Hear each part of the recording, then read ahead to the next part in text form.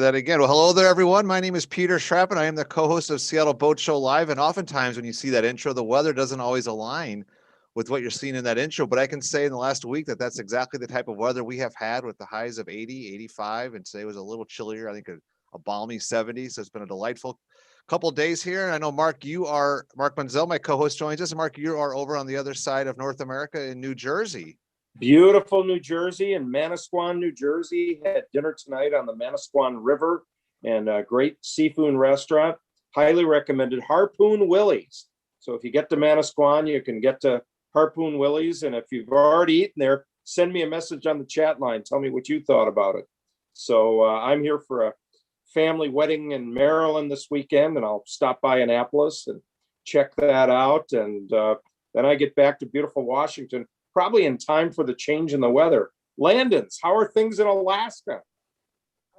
Great. We're in Wrangell, Alaska. It's been raining Wrangell most of the time, off and on, but yeah, having a great time. Raining off and on. We've had some good Alaska weather here, where downpours that are like car wash. At times you kind of wonder now which side of the boat goes down and which side goes up. Well, you sent me a text or the message the other day, and you had 40-knot winds, and you ended up ducking in for a little protection. We did. We took refuge in Refuge Cove, Clarence Strait. We were headed out to Clarence Strait, and 40+ knot winds, and we thought, well, maybe handle the seas, but it was too rough, so we turned around and headed into Refuge Cove. It was one of those not classic a bad place Leonard, to stop. Leonard looked at the weather report. Yeah. I always look at the small numbers in the weather report. Oh, look, it's only starting at 20 knots. It's hey. Well, a lot of people have had weather classes with me, and they know H's are good and L's are bad, and you were in the middle of the L's. That's right. Well, good you're out of it. So, Peter, you can remember that the next time you're out boating. H's are good, L's are bad. Even I can remember that, Mark. Thanks. Yeah. And Landis, have you seen a lot of Washington State boats or boats from the lower 48 up there? We actually have seen several. In fact, we'd be walking along the dock and someone would say, "Hey, are you Lorena and Leonard?" And we'd say, "Yeah." And, "Oh, well, we had your class," or "We saw you in Anacortes," or "You're with Waggoner, aren't you?" So I guess we've become famous, kind of like Mark. We know what he feels like now when all these people come up to you. That's great. Hey, we just had somebody join Brian Krantz, who's going to be our guest later on. Brian, we're looking forward. Brian's got a great show for us tonight. But before we get into that, we've got some updates. And Peter, before the Landons give the cruising update, anything going on in Olympia or legally? Yeah.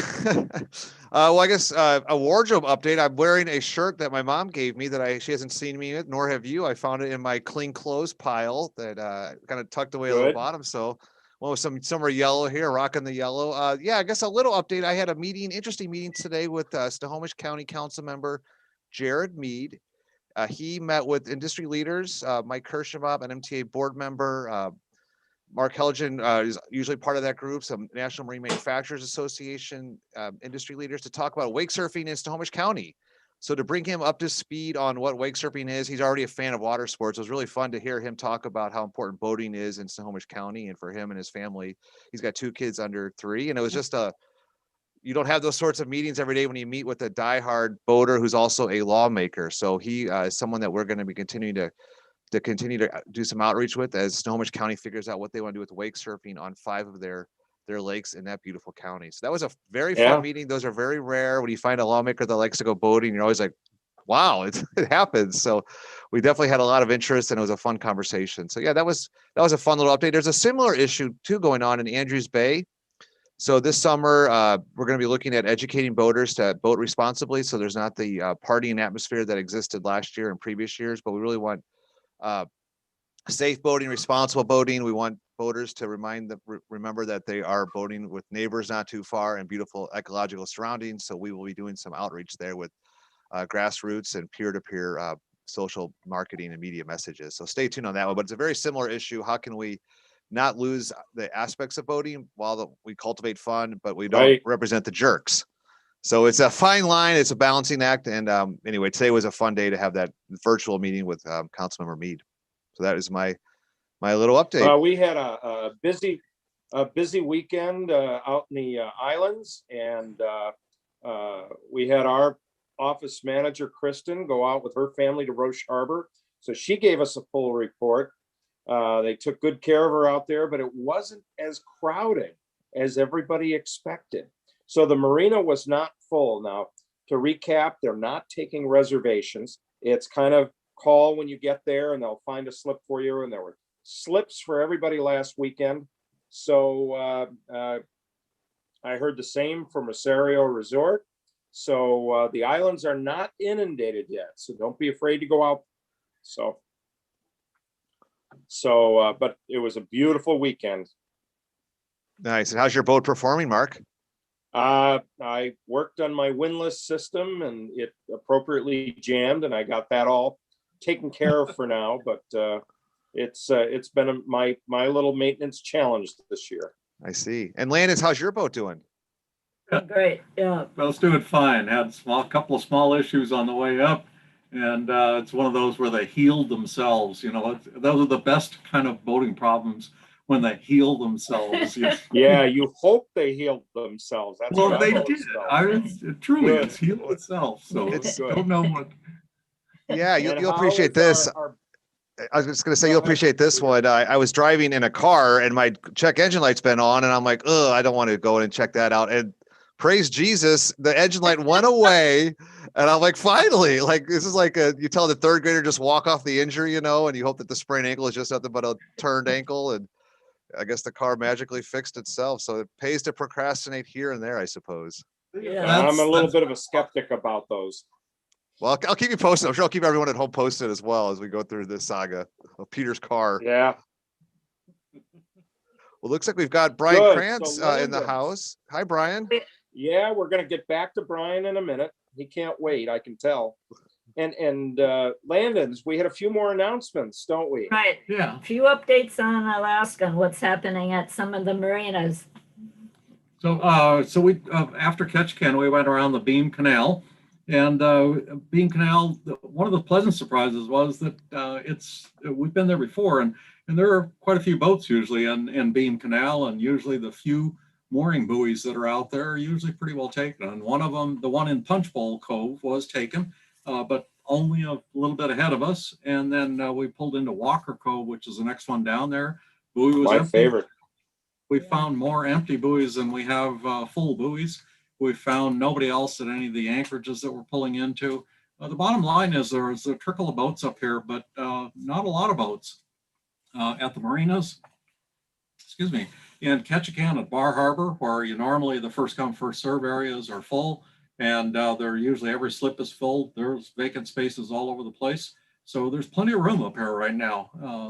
There are a few boaters. We keep seeing the same AIS signal boat names up here.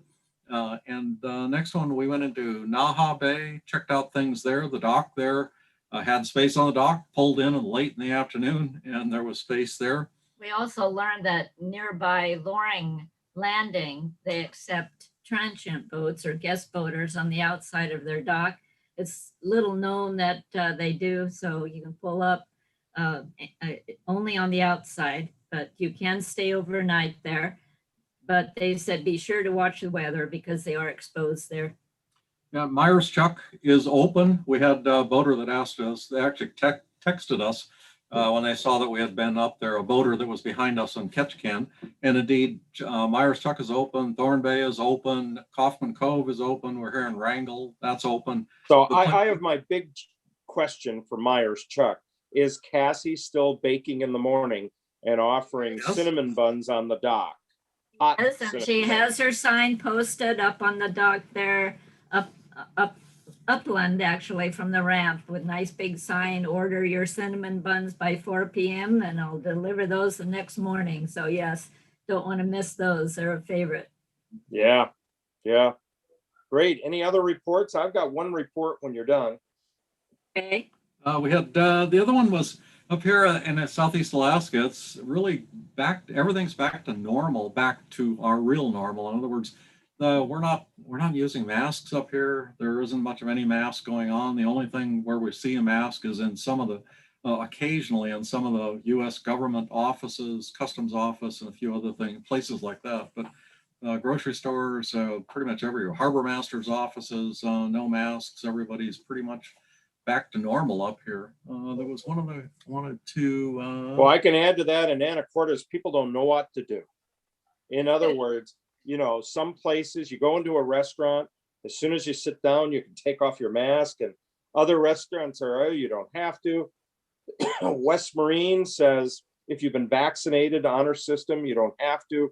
So it's a little bit all over, but you're right. Any government office, they want your mask on. And the only ones that we found closed are a couple of the museums. In Ketchikan, one of the museums is closed. Up here in Wrangell, the museum is closed, but pretty much everything else is open and operating at this point. Things are moving. Fantastic. We had a question. Anything else on your side? Well, Bob Watson's wondering if facilities inquiring about vaccinations. No. Or even ask us if we had vaccinations. No.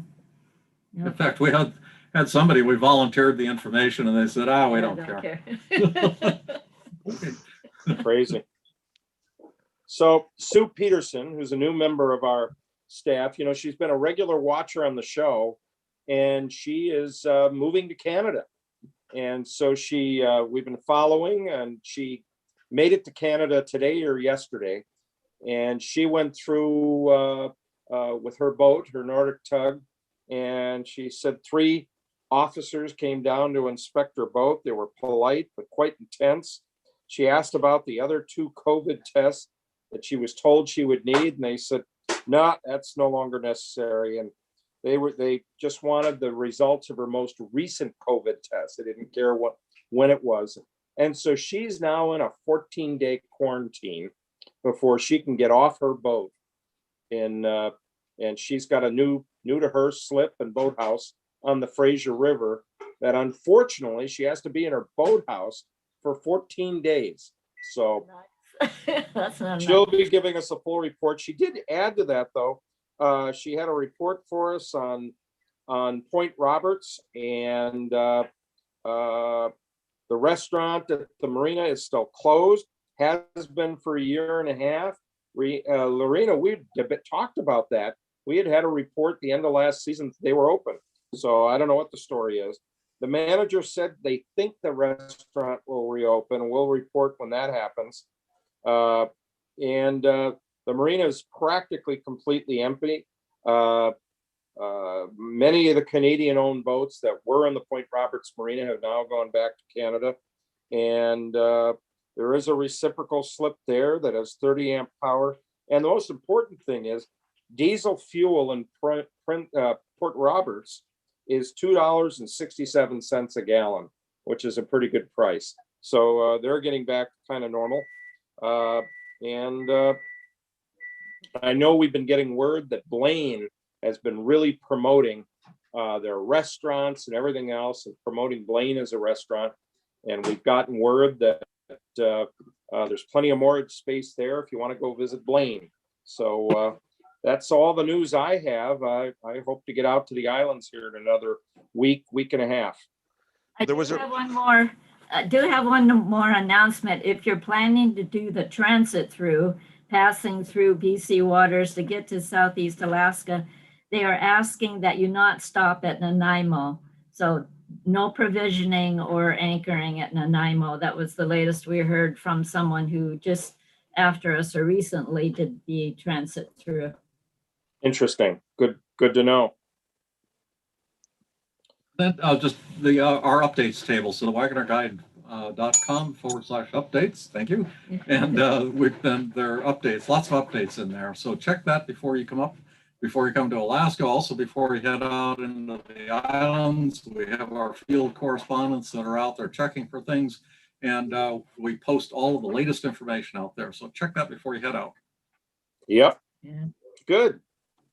Okay. And, Mark, we had one of the things that we had noticed doing some reading online, and I think an article that you would forward on too, was kind of rumors about the border. Oh yeah. And yeah, so you had some article that showed up from the Bellingham area, is that right? Yeah, it was in Bellingham Herald and talked about, and it gave the indication that there was works in the process to get the border open, and it seemed to be optimistic. And we've been following this. There have been different news reports from Prime Minister Trudeau and comments and so forth. And Lorena and Leonard and I talked beforehand, and we are still not buying into this yet. Canada seems to be just taking their time. The US has talked about efforts that they're making to get the border open, but I'm not optimistic for the entire summer. Some of these articles talk about it. Yeah. And I've talked to other people. Our understanding is that it's only the US side, the land side of the US may open to allow Canadians to drive across, purchase groceries, etc. And they're talking about June 22nd. But again, that's only the US side. And as Mark mentioned, Trudeau is saying, we don't want our border open until 75% have been vaccinated. So, yeah, who knows? And that's going to take through the summer. It's, we're shooting for President Biden's goal of 70% by July 4th, just to put that into perspective. And I think last weekend I heard that in the US, we're at about 65% vaccinated. So, it just does not feel like that border is going to be open till fall at best. Well, it's 70%. Anheuser-Busch will be buying the first round of drinks. If you saw that news clip, did you see that, Mark? So they're going to buy the first round, and when we get to 70%. So yeah. And Washington State's doing a lottery, Mark. While you were gone, gosh, everything happens. No, but Governor Inslee is going to be offering 4 $250 lottery tickets to vaccinated people that they can win that cash prize. So yeah. So he's offering the tickets. You still have to win if you get anywhere close to that. That's not a big investment on the governor's part. 4 lottery tickets. Well, I don't know. He's going to give away $1 million of our money. I'll be that guy. Yeah, I don't know about that. No, wait a minute. This is I just figured this out. This is a statewide self-serving thing, because would that winnings be deemed capital gains at that point? Oh wow. Oh, it's taxable. Exactly. Yeah. So it's one of those deals where you end up winning, but you've got to pay the government more than $250,000 to claim your prize. Right. Kidding, I'm kidding. Well, I think we've got all the announcement. Anybody have anything else? Because otherwise, we've got a very exciting guest tonight. And there he is. He was busy doing his work. We're watching you work on your screen over there, Brian. You're probably taking an offer on a boat. So can you guys hear me okay? We can hear you great. Okay, good. I lost my sound there for a minute, so I've been trying to get my sound back up. Yeah, but it sounds like you've got me now. That's great. We've got you. And Brian Krantz, as you can see from behind him, he is the head of Inside Passage Yacht Sales. That's in Anacortes and Fisherman's Bay, Friday Harbor. Now, just to tap you for just a little bit of update data, I've heard that the galley restaurant is not even finished and not open yet, but the docks are finished and ready. Is that correct? Oh, we've been eating there once a week for a month. It's the restaurant's definitely open. Yeah, absolutely open. Oh, it is. Yeah. Well, that's great. a great update, because the information I had was they haven't finished construction yet. So, but that's sorry. great. I was thinking Islander and the galley. You're 100% correct. I apologize. We eat at the Islander quite regularly. The galley has almost been eliminated from one of our options here for the local San Lopez. It's been closed for so long. Yeah, I don't even. I've actually heard gossip that they didn't know if they were going to reopen or not. So yeah, I apologize. Okay. I was thinking about the Islander resort and docks. Yeah, we'll check on that for next week. But I'm glad you mentioned the Islander, because that's a favorite also. They do a great job. So anyway, Brian, I interrupted my big introduction for you. Brian is based in Friday Harbor, but he's in Anacortes just about every day, it seems, and he commutes back and forth and has a very vibrant sales operation.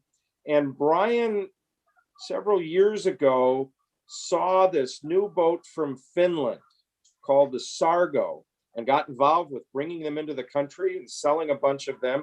Kind of a unique design, perfect for the Northwest.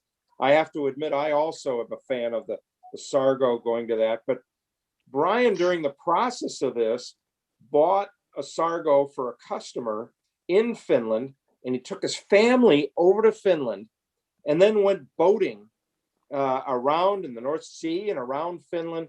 And we thought this whole experience that he had was worth talking about, as well as the Sargo itself, because it's a unique boat. And then I told Brian, I want to go boating in the North Sea. And he came up with the perfect option for me. And it's kind of like the BMW, where you can buy it in Europe and drive it in Europe and then bring it back. Well, Brian will take your order, set you up to buy a Sargo in Finland. You take delivery in Finland, drive it around the North Sea and explore that area, and he'll tell you all the best places to go. And then you put it on the ship to come back, and what? We save tax or something. What's the deal, Brian? Well, you save quite a bit in shipping, even, because usually the first leg of your trip is the first leg it would be on a ship. So you get it to its final ship before it comes across. So that's the big savings. I think you'll pay for almost all your trip, your flights and everything, just in that savings on that leg of the journey. All right. Well, tell us about Sargo. Tell us about boating in Finland. I want to see pictures of your wonderful family having fun in Finland. Go for it, Brian. Good. All right. I'm gonna let's see. I'm you can well know, I'm slightly technically challenged here, but I'm going to try a screen share. Let me know. Are you guys able to see that screen? Beautiful. Yeah. Okay. Nice. Good. Oh, so that's where is Finland is. There you go. It's up in the top there, top right. And this is the picture actually that was in the Passage Maker article that I just grabbed to use here to give a little bit of our map. It's not entirely perfectly accurate to the route that we took exactly, but as we go through, I'll tell you the slight differences and stuff. But the gist of it is pretty obvious. In setting up the trip with our family, not everybody on board is comfortable in rougher weather. So I was really anxious to try and find a solution that would have the most kind of protected boating.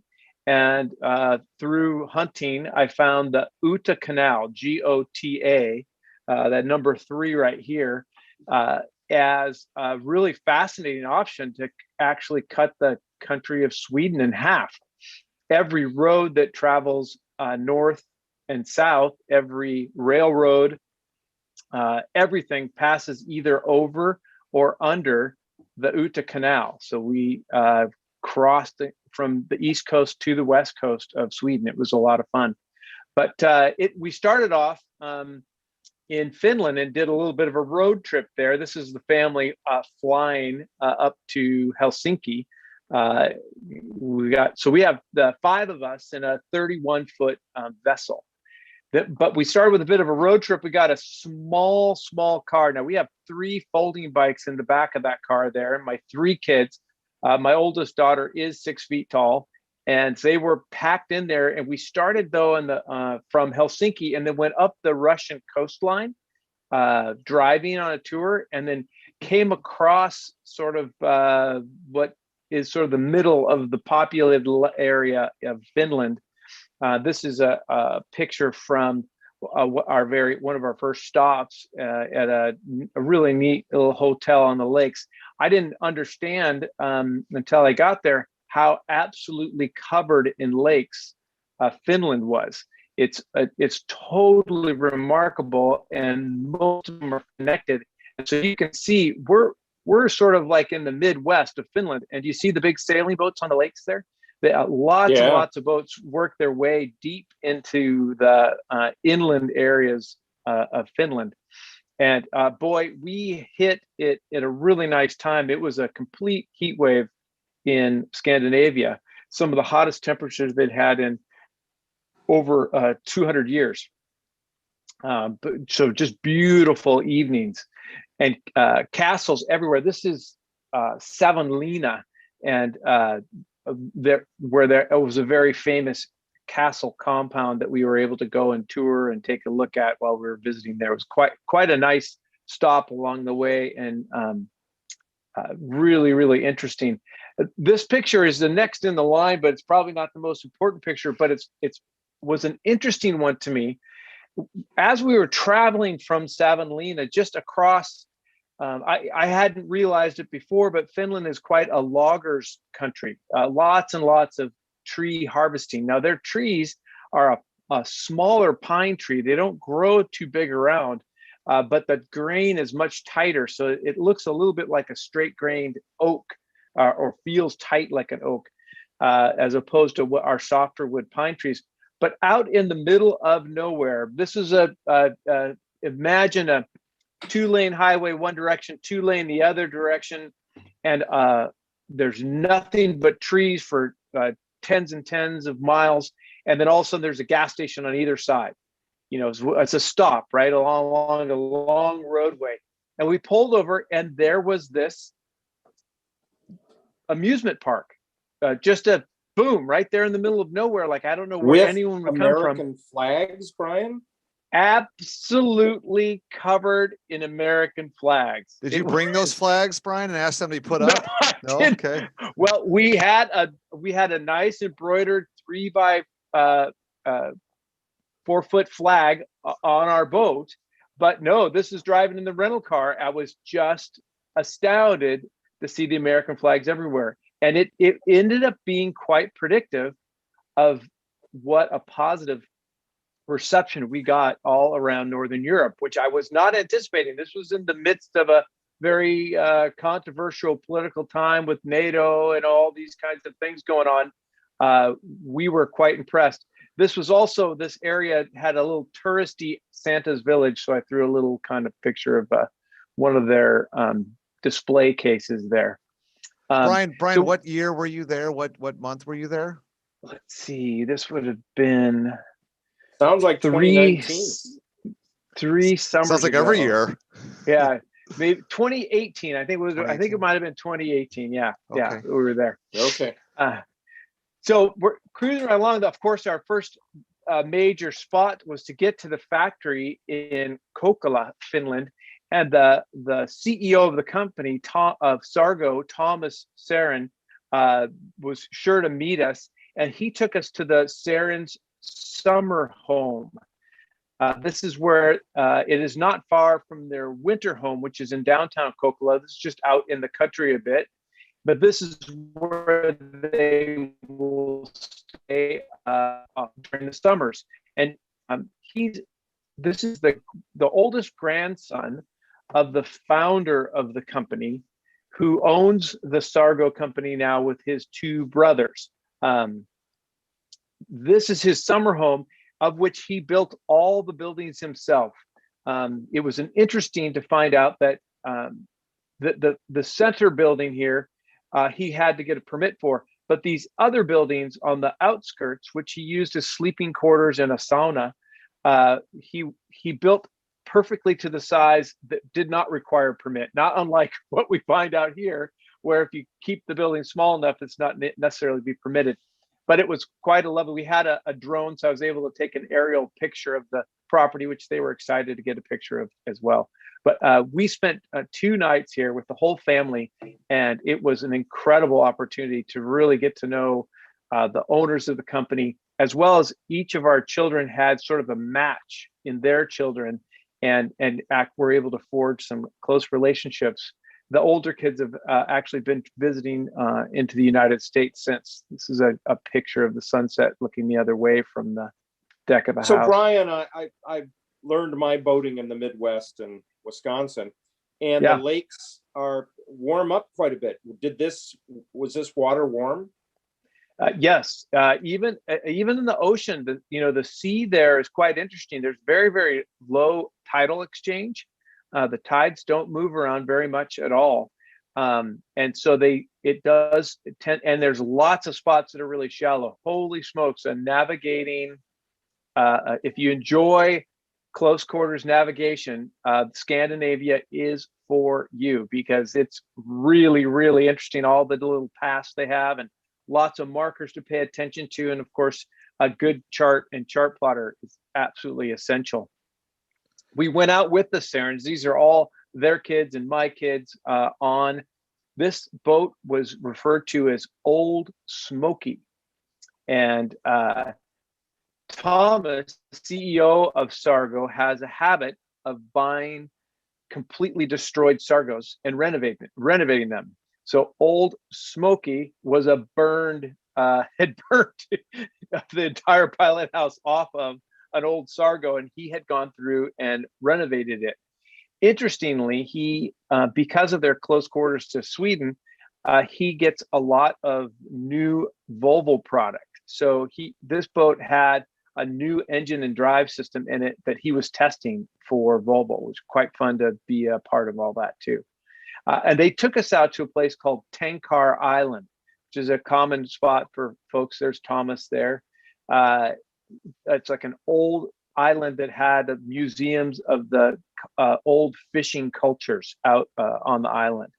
So we got a chance. It's famous for its lighthouse. They took a picture of our clan here in front of the lighthouse.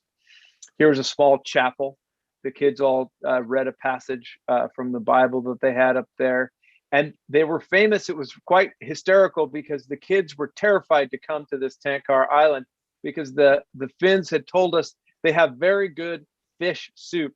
And there wasn't a single one of my children that was interested in testing Finnish fish soup. But in fact, when we got there, I don't know if it's quite a small little place. The fish soup was absolutely excellent, and all the kids really, really enjoyed it. And we had quite a lovely time having lunch with the Sarens there on Tankar Island. Hey, Brian. Yes, sir. Finland has won happiest place on earth 4 years in a row with a United Nations survey. Did you find them to be an incredibly happy people? I've gotten to know the Finns quite well, and they're a very, very interesting people. And on this trip, we were able to compare some of the other Scandinavian folks, and the Finns are very content. I would say that they seem to be quite happy. They have a trust of their government that is something that I've not seen, around here. And I think that brings a lot of that contentment, is that they do trust the people that they're following. But in studying the Finnish culture, I don't know if you know, they are of the most ruthless war fighters that exist. They are absolutely unbelievably tenacious. Up until recently, the most famous and successful sniper was a Finnish sniper from way, way back and his nickname was White Death. And he would shoot on open iron scopes from skis in white camouflage, and was absolutely lethal. When you're talking to them, you don't understand that. It wasn't, being the nosy American, I'd done a little study, and I would ask them about some of these war stories and things like that.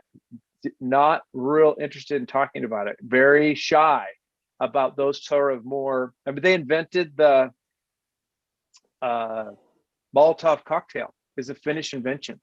Very, very, very fascinating to see. So I can see how they would win very easily because they seem very, very content, but they're not like a happy-go-lucky people. They're very, very serious people that take their honor and their integrity very important. It's kind of interesting. That was a fishing smokehouse there. This is an interesting So I shouldn't spot put my in the mail center. in there, huh? No It's not a mail, mailbox. no mail in the smokehouse. This area, the Ostrobothanian region of Finland, and I'm not sure how this pillar works, but it is known to be sinking. It's lowering in its altitude above sea level annually. And this is their measuring device. It's kind of right in the center of the city. I thought was quite an interesting thing to be paying attention to how quickly the land was lowering. Here's one of the pictures of one of the newer facilities. Now, Sargo has just put in a much bigger facility for building their new 45 and 50-foot Sargos. But at this time, this was their latest facility. It is a boathouse that is encapsulated so that they can do water testing on the boats right there in their little bay. It keeps a small section of water thawed out that doesn't freeze over in the winter. It's quite an impressive facility. If you were to, can you see my cursor a little bit there on the right side? Yeah. Maybe not. So the dock is kind of right down that area. And if you were to take delivery of your vessel in Finland, you'd be able to stay right on that dock. And you can see this is the bathhouse for the guests. Inside, there's some photos of some of the first Sargo vessels.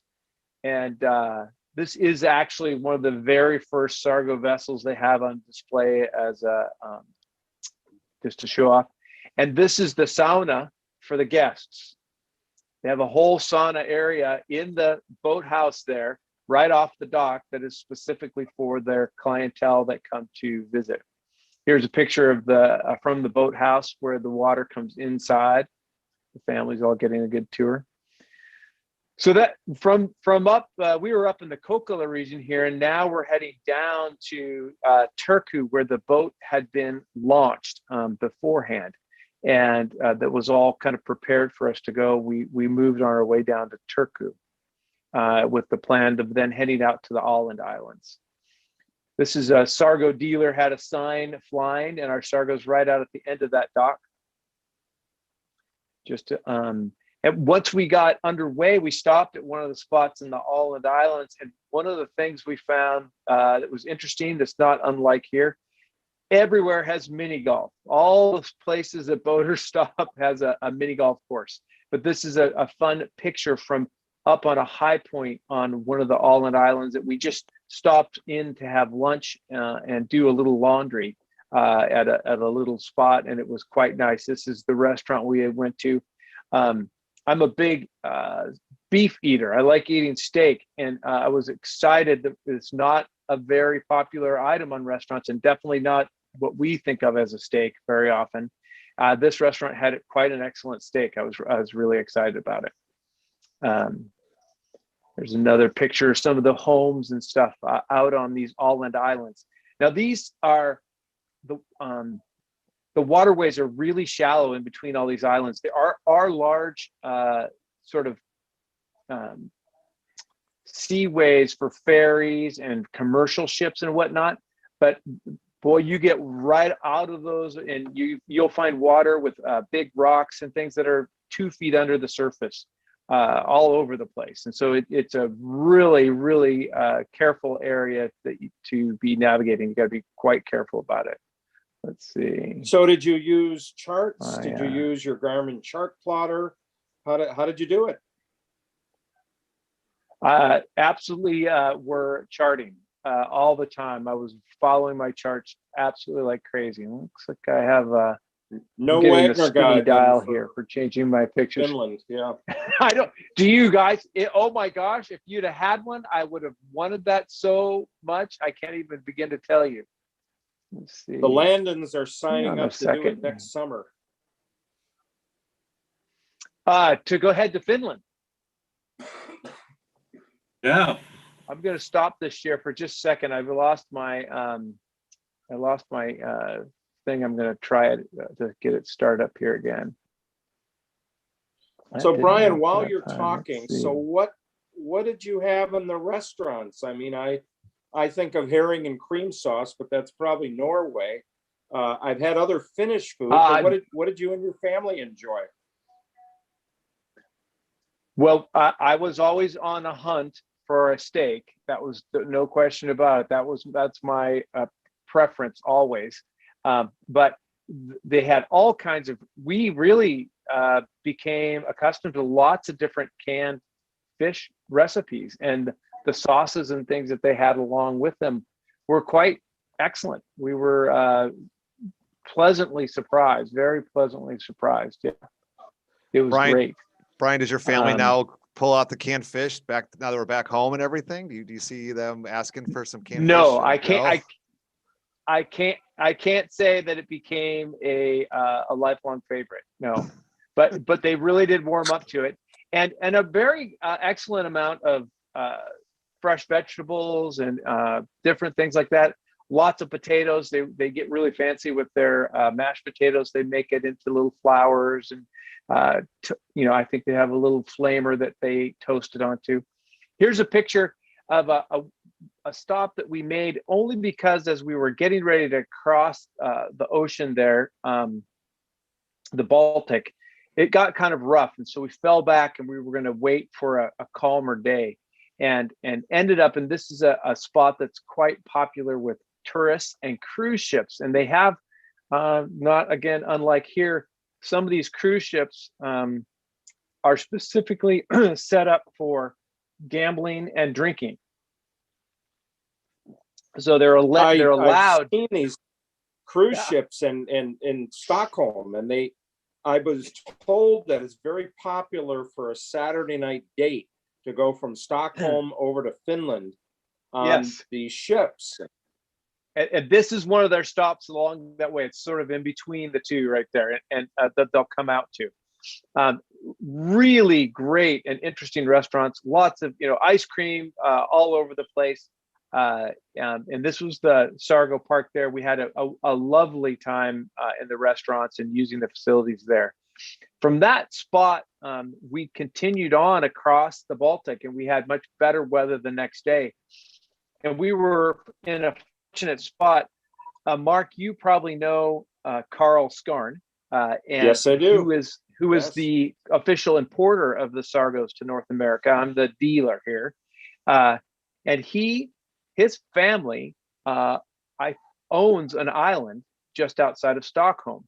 And the way that he became familiar with Sargos was that his father had purchased Sargos to commute from their island into Stockholm to his office building.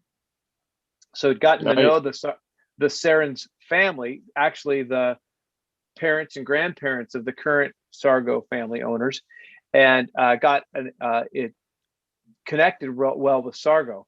And so Carl had graciously talked to one of his brothers who was going to be on the island.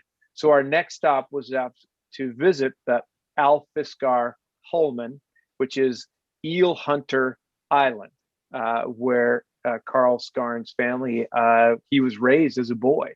Quite a fascinating place, and an absolutely, we here up in the San Juans are very familiar with which island is special and which island is cooler than that one and which one has better moorage and what are those different things. This is one of the very, very few fully private islands in all of Sweden. There's almost none left, and it's somewhat in jeopardy as the government, I think, is as the family gets a little older, the government would like to take it over. This is their that's one of the children swimming. Now this is the ocean, and they swam just constantly. The water obviously is shallow and warm, and not a lot of tide. A little bit like up in Desolation, where there isn't as much turnover. But this is their dock in a small cove and a beach, and we pulled right up into it. You can see their beach house down here, and there was a sauna inside there. And then this is the breezeway where This is Carl's brother, his wife, and their daughter that we all just shared an incredible meal all together, and it was just a magical time. My daughter and their daughter became incredible friends, both of them crying mercilessly when we had to leave the next day. Here's an aerial photo of a main compound of Eel Hunter Island. And you can see such an ideal location for a dock. And this is towards the mainland, very, very protected area. And my understanding is in a Sargo, it's about a 30-minute drive to downtown Stockholm from this spot by boat. A little faster even than going by car. Really quite a special place. And there's the kids fishing on the dock out there. This is with Carl's brother and his daughter before we left. And again, as soon as we left, the ramparts show up yet again. And these types of castles are on islands all over the place. Almost impossible to track down the history of all of them. They're just everywhere you look. So you can see we'd come from the island. Marinham was that spot there. Passed by Stockholm. The Alfisker Island was right here outside of Stockholm. And now we're heading down to enter the Utah Canal and come into there. The Utah Canal is a fascinating spot. I want to say there were 70 locks and about the same number of bridges that you had to wait for at some point or another. You gain about 330 feet up, and then you drop another 330 feet back down to sea level as you're crossing the entire country of Sweden, which sounds like a lot, but really, if you compare it to our terrain around here, you couldn't get across Orcas Island and not go a lot higher than that. So it was a pretty interesting. But it's an ancient lock system, over 200 years old. You'll see some dates on some of these different stones. It was initially built for commerce, and they pulled barges through it, and there are oxen paths on the sides that would drag the barges. The oxen would be in charge of dragging it. And the Swedes were incredibly proud of this commercial capability that they had, and it was a major deal for them in a business sense. Now the oxen trails are walking and biking paths and things like that, and it's almost used entirely for recreational stuff. Anywhere that the boats had a place to stop, there would be a marina, there would be electricity, a certain number of electricity, maybe not for every boat that could pull in there, washing machines, showers, restaurant, things like that. And there was also a small area for small RVs to park as well as you went. And the ticket, I want to say it was about 800 euros. So think about $1,000 for us to be in the Utah Canal, crossing all of Sweden for, I think you had up to 3 months that you could stay and anywhere along the way. You weren't allowed more than 3 nights per marina. But what an incredible trip. All your electricity was paid, all the laundry was paid, all the showers were paid.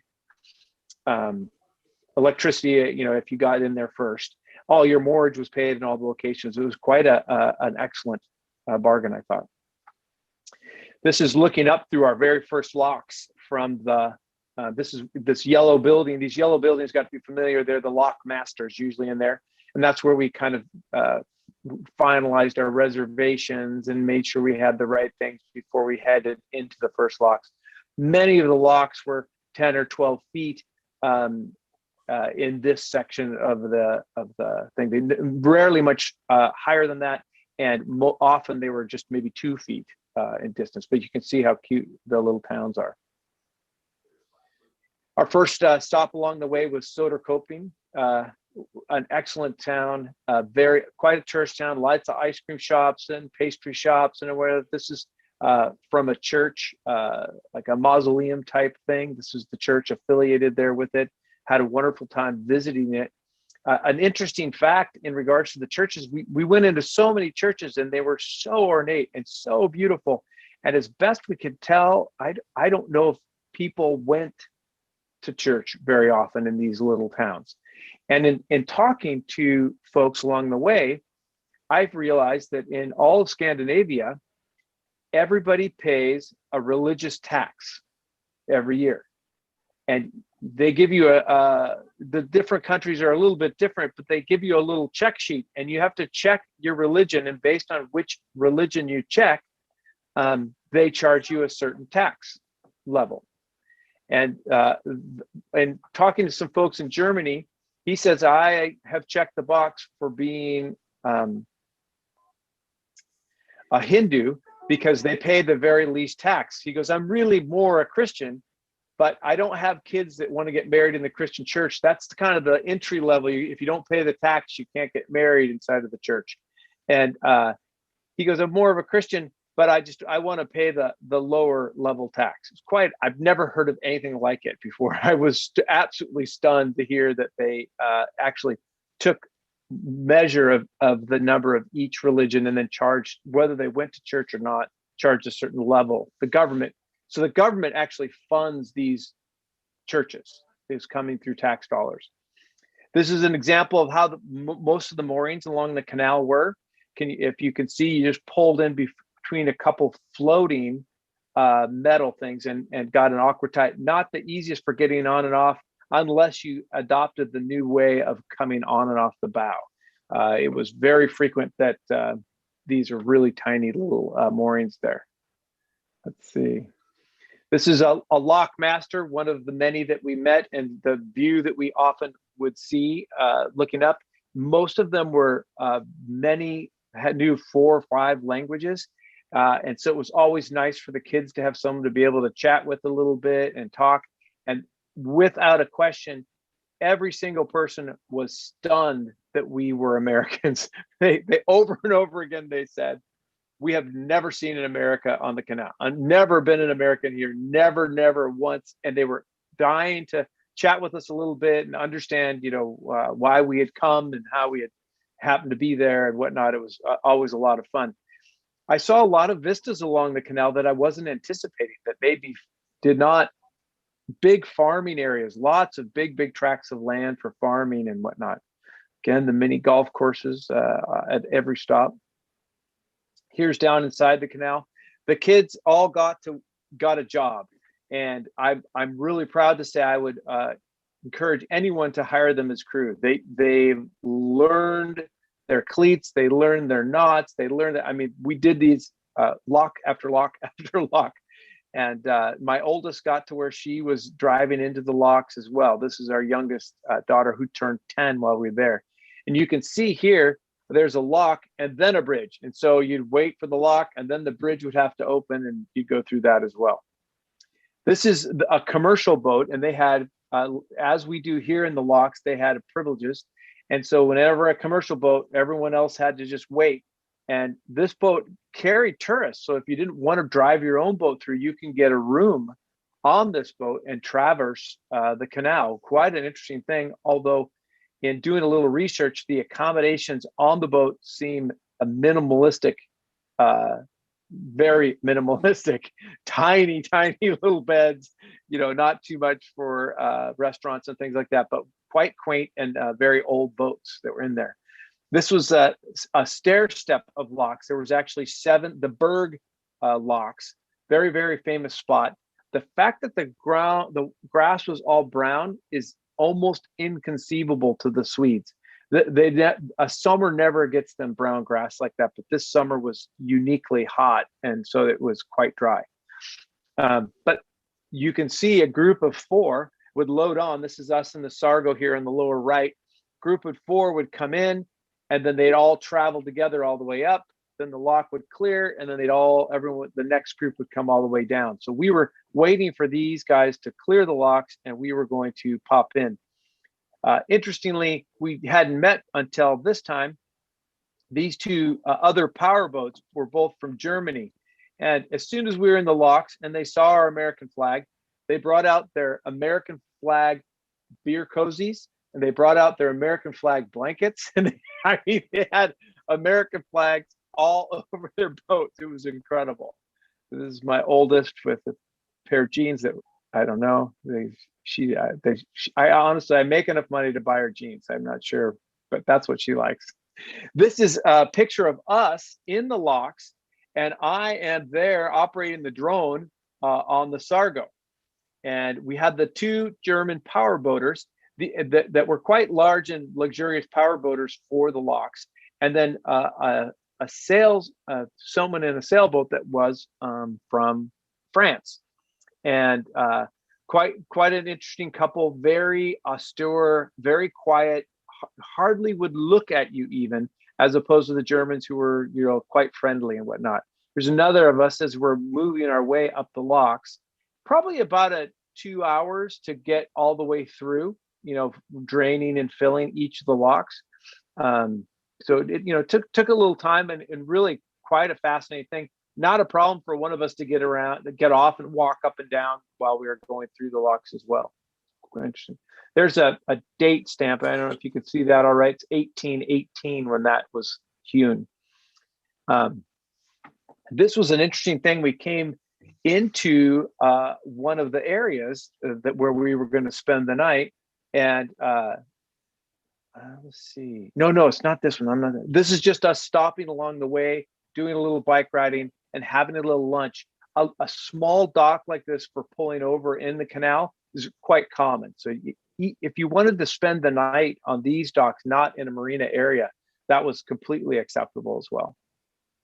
This is us on the back deck of the Sargo having lunch. The 31 Sargo ended up being really an optimum, wonderful size for us. I was shocked that we were able to all fit on there quite nicely, but there's 3 different sleeping positions, a nice small galley.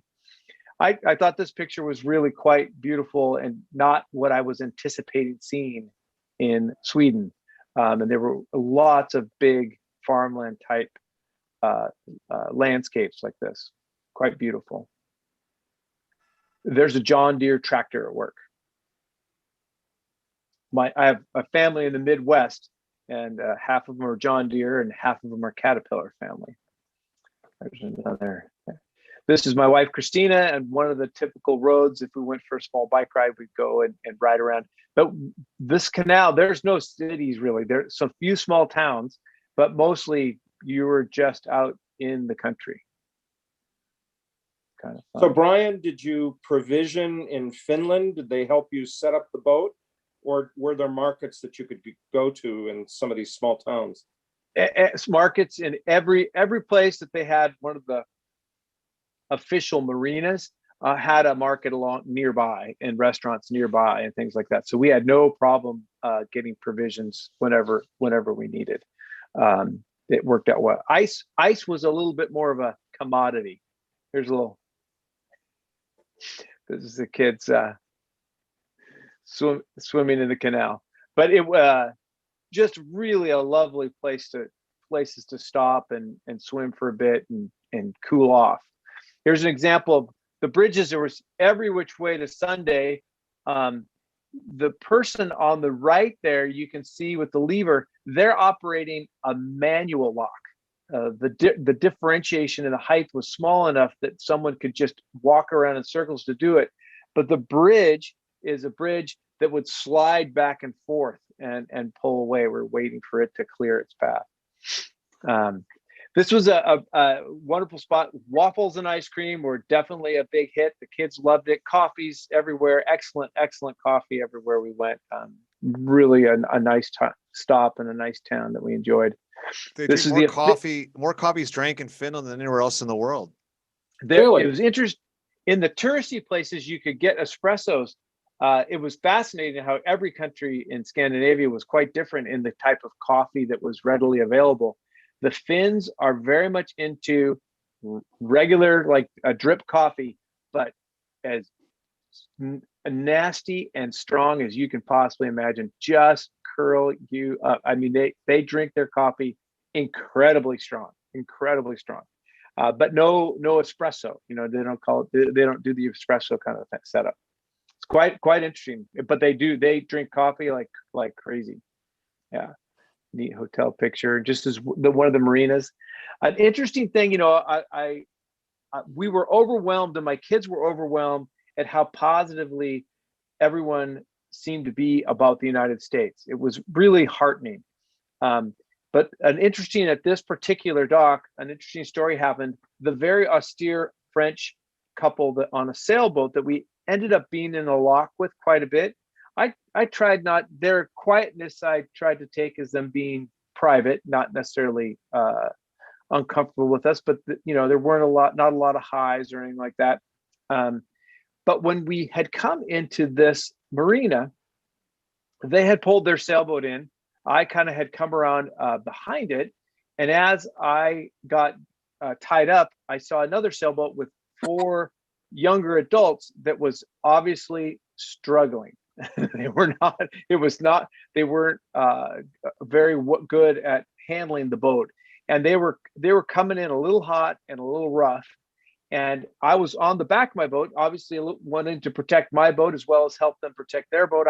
I hopped off and they tossed me a line and I assisted them in it. Well, just after I got in the line and kind of got it secured, I looked up behind me and realized that the gentleman on the sailboat that had been somewhat quiet had actually come to help the other sailboat too. And what it looked as if is I might have, without knowing he was there, stepped in front of him to help with the line. And the only words I ever heard him say were, "America first." And I'm like, oh my gosh, he maybe doesn't like me. Maybe he's upset. I still don't know if that was a joke or was saying, but those were the only words that from that couple, and we were alongside of them for a number of days, that he actually ever mentioned in perfect English, by the way. It was quite an interesting thing. But if I take that to be negative, and I think it might have been, that was the only comment from. We were 3.5 weeks in Scandinavia. I mean, that was the only one that we heard. Here we are, going through another lock. The family, another lunch at one of the marinas. An interesting thing. So after we discovered this is actually the last lock before the Great Lakes, and there are two. Vänern and Vättern are the 2 Great Lakes in Sweden, and we realized. Mark, how am I doing time-wise? I'm kind of babbling along here. Is everyone all right, or do I need to speed it up a little bit? We're running a little long, so I would run it just a little faster, but it's incredibly interesting. Okay, good. I'll try to go a little faster. But what I discovered is that the family that we had hoped to visit while we were there actually lived on the southern end of one of these Great Lakes that this canal went right through. Now, we were in a rather speedy boat, so to go the 60 nautical miles to the south end of the Great Lake wasn't a big problem for us. And I can't tell you, our family was absolutely shocked to have us be able to have their American relatives come and visit them by boat in this small town on a Great Lake in Sweden. It was excellent. But on the way, we stopped at a very small island. It's quite famous, actually, with... who wrote Huck Finn? Mark Twain. Mark Twain. Mark Twain was a very famous. He loved this island, considered a bit of a hospital island that people would go to recuperate. And we stopped there for one night before we went to meet our family. And of this huge cemetery, 10% of the people were Krantzes. I was just in shock. And we dropped by the restaurant, that local restaurant there, and I mentioned it to the lady. She goes, "Well, there's a Krantz there, and there's a Krantz there," and I was able to walk over and talk to some folks that were Krantzes, Swedish Krantz. My last name is a Swedish name, Krantz.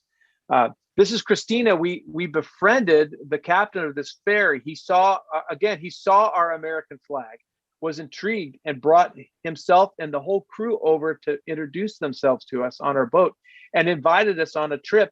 And we were able to, she's sitting in the captain's chair. Can you see the controls for that ferry are both joysticks exclusively? Really a fabulous and fun ride to go with him.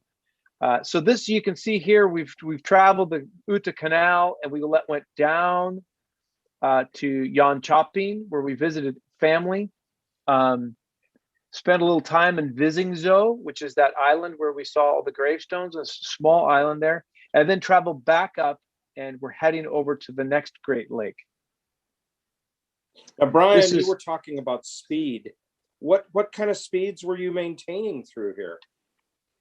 We actually had some pretty rough weather on the Great Lakes a couple times, and had to slow down to 18 knots in a few places. But in general, on the Great Lakes, we were running at 32 or 33 knots if the weather was good and across the oceans. But then that's a good question, Mark, although you're going to get another story out of me. I'm supposed to be speeding up here. It was a 5-knot cruise speed in the canal. And this American did not realize, these are all pictures of Jan Chopping where we met our family. We took them all out swimming. This is right off the beach at their town. But for them to be on a boat and swimming off of a boat, they just thought that was the most incredible thing. It was excellent, and very close to them, and spent a couple nights. This is having dinner at a restaurant. Oh, do you see the mashed potatoes here? They had a nice steak at this restaurant, but there were lots of interesting mashed potatoes and stuff. But this American was getting very, very bored running at 5 knots, and there were lots of areas where there were no wake issues, nothing like that. So I had a habit when no one was around to be tapping the throttle up and maybe hitting 9 knots or something, right? And little did I know that the entire canal is on camera and speakers and microphones, and they have people watching you the whole entire time. So I came up to one of the bridges and stopped, and this very harsh voice said, "You with the American flag, slow down." So I go, my kids were absolutely humiliated. They were so mad at me for going too fast. It was quite funny though. Yeah, out of the blue, like there was no person there. It was just this speaker in a tree, but someone had been watching us. But here in Jan Chopping, this is deep into Sweden, not a tourist area necessarily or whatever. No other Americans there by any means. Here they had the American flag flying right along with all the other countries. This is a good example of a narrow spot in the canal, but this was not uncommon for us to be in 8-7 feet of water and quite tight on the sides here. But beautiful just to be traveling across. And some of the times these would be a metal tub that went over a freeway. So you'd look over the side of your boat to the cars and the semis driving underneath you. Quite intriguing. You see the windmills? Just incredible how many windmills we saw. This is an example of the locals spending some time along the canal on a small rocky island. And it's just enchanting areas. Every once in a while, the trees, I think we'd actually gone down a side path on this one, a little bit the wrong direction, and it got a little bit overgrown. That was kind of interesting. Here's Christina again. We're riding. She always got to be the model because I was behind. And here's another example of Americana.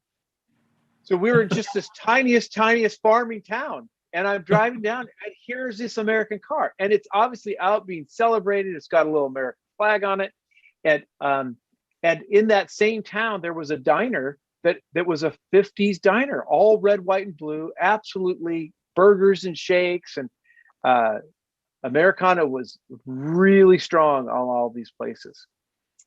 Here's another. This was actually a coffee shop inside. Here's another aerial picture of the locks. Always beautiful. And Brian, you're still in Sweden, correct? Still crossing Sweden, yes. Do you see all the windmills here? Amazing number of windmills. It was quite interesting when we got out into the sea between Sweden and Denmark. Here's Elizabeth taking the wheel there for a while. Cows just right alongside. We're cute. Another church. Just neat old buildings. So now we're heading into this next Great Lake up here. Oh, actually, we traveled through there. We went down the Trollhättan Canal, and we're coming out in Utenberg. This is the sea between Sweden and Denmark. And the first thing I noticed coming out of the canal, as we were heading into the sea, were the ramparts with huge guns pointed directly at Denmark. And you got the feeling like they were locked and loaded, ready to go. It was the most interesting thing to see up there. This is one of the bridges we did on the Trollhättan Canal. Oh, these are a little bit out of order. I apologize. These are some of the locks here on the Trollhättan Canal. I did have a strike, and we had to stop at the Volvo dealership in Utenberg and put a new set of props on the boat. Just a little underwater ladder that I couldn't see. The water between Sweden and Denmark was just magical. I can't even begin to say. Now, much of what you can see, we have Denmark off in the distance there. The bulk of what you can see is less than 30 feet deep. It's hard to imagine how shallow it was. Now, they do have a shipping channel, but even in the shipping channel, 60 feet deep maybe. It's very, very shallow down the middle. I think I have a little bit of an AS. The cloud formations and stuff were this is a very warm temperature too, when we were doing this.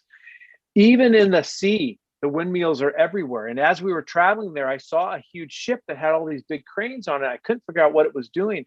It was for no other purpose than to service these windmills by boat, which I can't even imagine the cost. It was replacing the blades and fixing the motors and things. So now we're heading over to Denmark. We actually were up here first and then traveled down and it went through, they call this a cut, a belt. There's a little belt and a big belt. And we went through the little belt here in Denmark and out to a small island and spent a couple nights. This is on that small island. It was just an enchanting, beautiful, beautiful spot. We're kind of lots of old historic homes that were in the process of being remodeled and rebuilt, and many of them I think they were quite expensive homes owned by more wealthy families that were part of the historical preservation process for this island. But it was fascinating to find out that every country paints their houses different colors. And I have never seen any place that was more, is a great example of a nice type of a meal at a faraway place kind of in the country. A long hike that the family went on.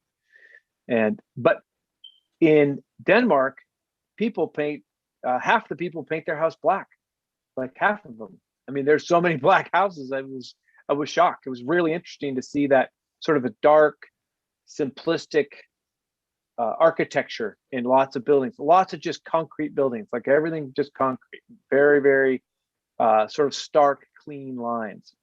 This is my daughter. She was working on a paper.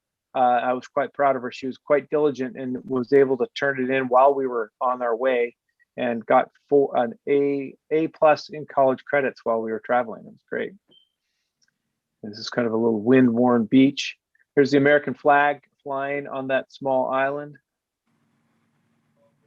So now the island was right around here. Our next stop is we're going to be heading into the Kiel Canal. Oh, I'm a bit of a Scotch drinker, and so it's always fun to find Scandinavian Scotches.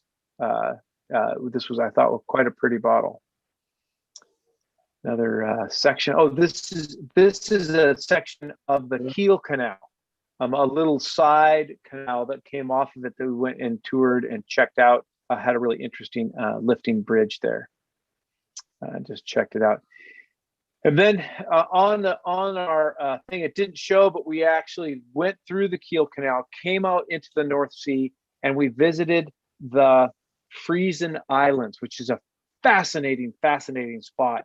This is they are basically just sand dunes in the North Sea that just get battered all winter, but have these very exclusive summer villages that many, many wealthy families have small homes there. And they close all winter, but in the summer they open up, and they have crystal stores and leather handbag stores of the finest, fancy, Hermes and all the biggest brand names of all these little shops, but tiny shops. Really interesting. We met this wonderful German couple and their adorable kids, and got pizza from the pizza restaurant there. It was packed, just packed there. So many people were in there. This is the ferry that serviced that one of the Frisian Islands. We were on Spiekeroog, was the name of the island there. And when I was talking about the shallow waters of the Baltic and around, this area completely redefines shallow water. And the charts are virtually, and the navigation things that are fixed are virtually not used, because the sands move in and out of there so much in that southern part of the North Sea that the channels for driving change. And the way, and I didn't hit anything, but I came close. But I found out how they naturally mark these is they take saplings, and at low tides, they take the sapling out with branches pointing up, and those go on the right, and they just stick it into the mud, a dead sapling, and then they take the branches and trim them and point them down for the left, for port. And if you saw them, you wouldn't think they meant anything, but in fact, they meant everything. And there was no paint, there were no colors, but this gives you an example from the chart of what type of a thing. That we traveled this route, and these areas here, you can see they're talking about 5 foot deep. We routinely had 3.5 feet under the boat, and the width another vessel could not have passed by us. It was astoundingly shallow areas. Then we finally got to our final destination, Bensersiel, Germany, and had a lovely time at this small restaurant. They were so kind to my children and made them these big waffles with ice cream that was just amazing, incredible. These are some German friends that we met along the way. They were part of a group. I'm going to forget the name of that yacht that they're driving, but it's a famous brand, and they all owned one of them and all got together. This couple, or he knew a little more English than the rest of the guys, but they trapped me drinking ouzo and banana liqueur one night. And my wife is still, I'm glad she's not listening, because she's still very mad at me for that. But we had the very best time. It was just the funnest thing. And all the other Germans were quite jealous because he knew so much English. He got to command the conversation quite a bit. So they were constantly trying to get him to ask me questions. And on and on and on. We talked that night. And towards the end of the night, he said to me, he goes, "Is it true that this is your last stop?" And I said, "Yes, this is our last stop. We're going to fly home now. The boat will be loaded. We have the local Sargo dealers going to help us load the boat onto a ship, and it'll be to see us here in 6 weeks or so." And he said, "Really?" He goes, "I don't mean to be prying." He was trying to be as cautious as possible. And he said, "Do you have a plan for that beautiful embroidered flag that you have on the back of your boat?" I said, "Well, I mean, I guess it was going to go home with the boat, but no, I don't have a particular plan." He goes, I must tell you, if you sought to leave it with us, it would be my most honored possession." He goes, "I will study every protocol for keeping it properly.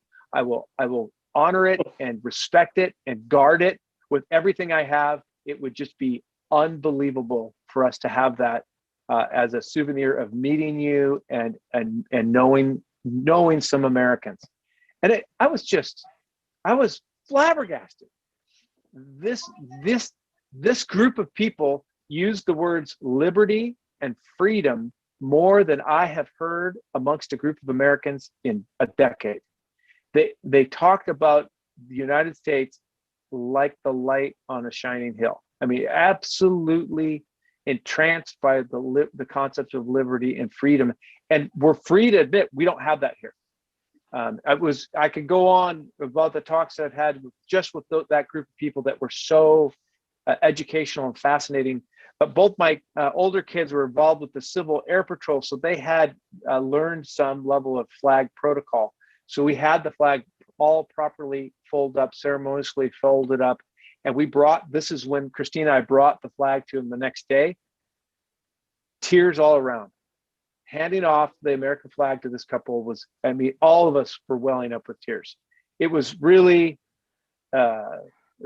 just, you know, something I did not expect at all. Here's the boat where she was docked there before we were heading home. And just one last, so we've traveled through the Kiel Canal. We're over here in the North Sea for this final thing. That's the restaurant that we ate at there. Just a couple more sightseeing photos. We're almost done. This is the, Jaden, my son, is quite entranced by miniatures. And this is Miniature World in Hamburg, Germany. Just an amazing spot. Going through there.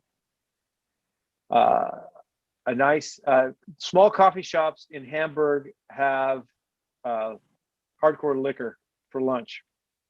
I had one there. This was a spa that we stayed at. It had an ice machine. The ice just kept falling down. They had saunas of all different temperatures and stuff. We stayed at a Marriott hotel near the Hamburg airport. It was just incredible. A cold water drench inside there. It was quite fun. These are the kids on the way, completely zonked out in the shuttle. And one, let's see, that's our last picture of the family. Passage Maker liked this one, and they had this one posted in the magazine. So there you go. I'm happy to answer any questions. I hope I haven't kept everyone too long, but it's quite lovely for me to relive the trip as well. Brian, I guess my question is, if we wanted to redo this trip, do we have to buy a Sargo? You don't really. We have a number of stock Sargos coming. I mean, I'd love to hold you down because I think everyone should buy a Sargo, and I think you'd love your Sargo if you did get it. But these boats need to make that trip, and if we find a buyer who isn't going to use the boat there, that isn't in much of a rush, there might be a very likely opportunity that we'd be willing to share it. Insurance was not difficult to get. I'm in. Yeah, and I can hear the Landons nodding their heads, and we've done 2 Europe trips together on the canal, so I'm sure the Landons are up for that. I've included Brian's. I was going to say I've included Brian's story and Passage Maker in the chat for anyone who wants to read about Brian's tales. Oh, thank you for that. Yeah, it's a great trip, Brian. I mean, and your family is so fortunate to have that experience, and you with them. Just fantastic. Oh no, it was a fabulous time for everybody. One of the things on our last lock, I said to the kids, kind of like a foot soldier. They have the right to complain about some of not another lock. We got to the last one. I said, guys, this is the last lock, and they're like, what do you mean? So, well, this is the last one. We're done. You don't have to do any more locks. And they're like, well, what? It's done? We don't want it to be done. And they said, we'll come back. Well, you're going to bring us back? I said, no, I am not going to bring you back. It was quite funny. Although, if we do go again, I think the southern route would be a fascinating journey too. Now, it's a lot more open ocean, but Estonia, Latvia, Lithuania, Poland. Oh my gosh, you could make that such an incredible trip out of that too. That would be fun. What are the total numbers on Brian, on yours? How many locks total, and how many days for the whole thing? So we lived on board for about 3.5 weeks on the boat. Now, we had some other time in cars and things like that, but we were on the boat for about 3.5 weeks. I obviously took the very slowest path you could go on, practically on the Utah Canal. Took a good amount of time, and not many people actually travel the whole canal. It's kind of unusual. It's because it takes a bit of time. We could have gone a little quicker, but we weren't in a rush. But I think we did a total of 75 locks. The largest were on the Troholten Canal, quite an amazing place. And there's a set of 3 there that are 30 feet apiece. So you drop 100-foot total in that group of locks. Quite lovely, very, very beautiful place. Brian, this is easily as many bridges. Brian, fantastic. I really appreciate your sharing this with us. And I've seen part of this before, but you've even taken it to a new level with this. And Yeah. I really appreciate you sharing this with us. Everybody, we've Absolutely, gone a my little bit pleasure. over. Go ahead, Yes, Brian. Sorry to keep you. No. Feel free, if anyone wants to talk more about it, is interested in it, just get a hold of me, Inside Passage Yacht Sales. I'm always happy to chat more about boating, or I've got like 3 different trips around that area in my mind, just dying to give it a shot.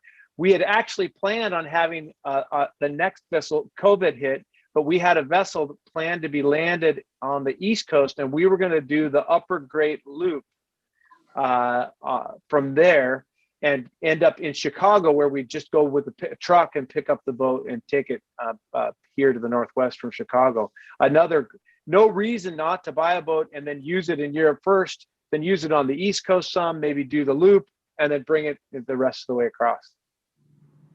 That's fantastic. Fantastic. Well, thank you again, Brian. I really appreciate it. Absolutely, my pleasure. And Thank you, Brian. and look Thank forward you. to My talking to you pleasure. again. Well, And episode with Thank you so that- much. Yeah, episode 47's in the books. That was Steve Martin and Jackson Brown. And I just saw an incredible documentary about Jackson Brown and the Eagles, which I would recommend to everyone, History of the Eagles. And Mark, you just dived into some Netflix, I understand as well, talking albacore tuna before we got started today. What was the name of the show? on Netflix? Yeah. We discovered a new show called Battlefish, and it's all about tuna fishing out of Ilwaco. And it's like a deadliest catch for tuna. So recommended. Look it up. Oh, wow. Just saw it tonight for the first Yeah, time. nice. So And it's Brian, it's something else I want to experience. very inspiring seminar presentation. Brian, as always, thank you so much. And we're going to end like we do always with Thank you. playing taps from Roche Harbor. So thank you, everybody. Good night, everybody. Nice. Have a great night. Goodbye. Goodbye.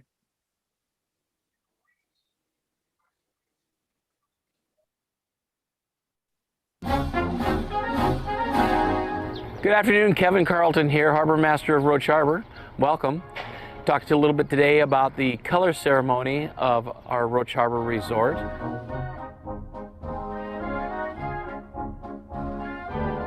Our color ceremony was started by the late Reuben Tart, founder of Roche Harbor as a resort in 1956, with the first color ceremony going off in 1957. Our color staff consists of 4 to 5 dock staff that do the color ceremony every evening, 10 minutes before sunset. They'll march out to Colonel Bogey's March to the flags, where they promptly take down the Roche Harbor Burgee first, and then they'll take down the Washington State flag, and then take down the Canadian flag, and then followed last by the British flag, and then the American flag comes down with a salute to colors by a cannon, and then place taps. Your dog is sweet.